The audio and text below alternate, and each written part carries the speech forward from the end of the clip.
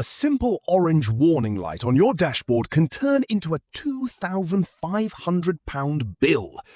The diesel particulate filter has become the nightmare of diesel owners. Your car has lost power, it feels choked. But here is what many people don't know. A large portion of replaced DPFs could have been saved with a simple clean at the right time. In this video, I'll give you the exact method to try and save your DPF for under £40. Warning, we're also going to bust a very dangerous myth about motorway driving. Let's get started right now!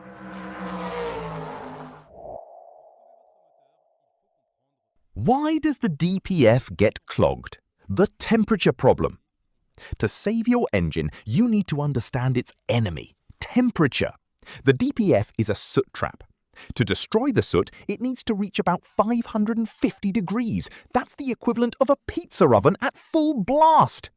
The problem is, in town, your exhaust barely reaches 200 degrees. As a result, the soot doesn't burn. It blocks the filter and chokes your engine like a plug in your throat. Here is a little-known secret. You think you're cleaning your DPF just by driving. That's useless if you're driving on reserve. On most modern vehicles, if you have less than a quarter of a tank, the ECU blocks the automatic regeneration to save fuel. Because yes, cleaning the filter consumes diesel. Golden rule: to trigger the cleaning cycle, ideally keep your fuel tank at least half full. This is the symptom that signals the death of the engine. Pull out your dipstick. If the oil level has risen above the maximum mark, beware. A very slight dilution is normal on modern diesels, but if it goes past the max, it's critical. That's unburnt diesel leaking into the engine because the DPF is blocked. This mixture turns your oil into water and your turbo is no longer lubricated. If you see this, an immediate oil change is mandatory and do not drive the car. You've been told, go on the motorway and drive at 70 miles per hour. Not necessarily. It's not the speed that matters, it's the engine revs and the load. In 6th gear, at 70 miles per hour, the engine is barely working. It doesn't get hot enough.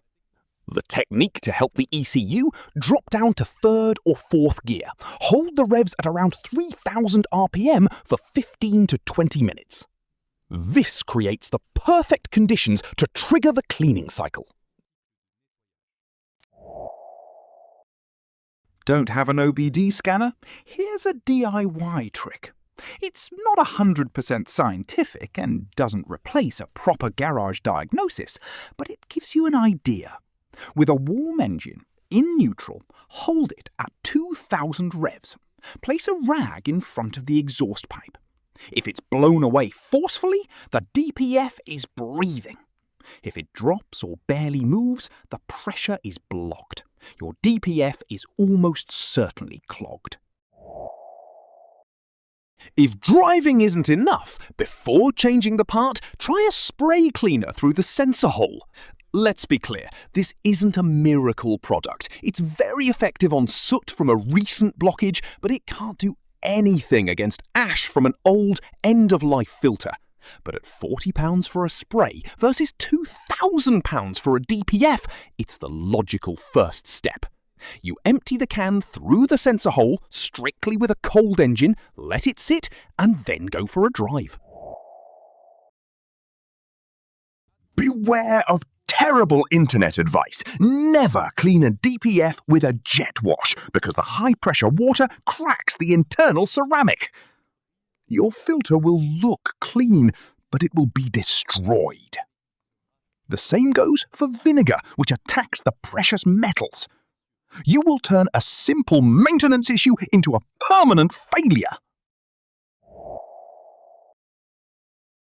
In summary, to avoid the worst: 1. Ideally keep your tank half full. 2. Once a month, drive for 20 minutes at 3,000 revs.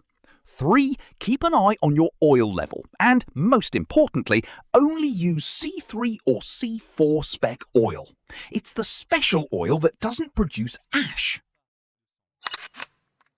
Warning. Before you leave, there are exceptions. If you have these models, everything we just said might change. Exception number 1. Peugeot and Citroën. They use a very specific system that injects an additive like Cerine or Eolys directly into the fuel. The trap.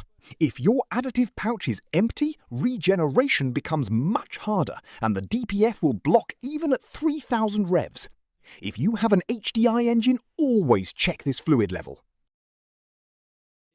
Exception number 2, the famous 5th injector. Found heavily on Renault 1.5 DCI engines, Ford Transits, or some Toyota D4D engines. They have an extra injector fitted straight into the exhaust. The advantage? The risk of your engine oil rising is much lower. The downside? If this injector gets clogged, your car will blow out a massive cloud of white or grey smoke.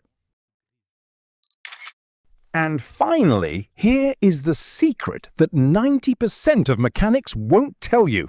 Before blaming the DPF, check the differential pressure sensor. It's what tells the ECU if the filter is blocked. Very often, the DPF is perfectly fine, but the 2 small rubber hoses connected to the sensor are split or melted by the heat. Repair cost? £15 for a piece of hose versus £2,000 for a DPF. Don't get ripped off. A quick bonus before we finish. Many people ask me if premium diesel like Ultimate or V-Power really helps the DPF. The answer is yes. They contain detergents and burn much cleaner. As a result, they produce much less soot. If you do a lot of city driving, fill up at least 1 tank in 4 with this type of diesel. It cleans your injectors and massively relieves your particulate filter. It's a small investment that delays massive bills. As you can see, every engine has its secrets. If your car is in limp mode or the warning light is flashing, you will need to visit a garage. But in most cases, these tips will save the day. Are you in doubt about your DPF? Drop the exact make, model and mileage in the comments because I reply to everyone. Smash the like button if you learned something today. Subscribe to save your engine and I'll see you next week.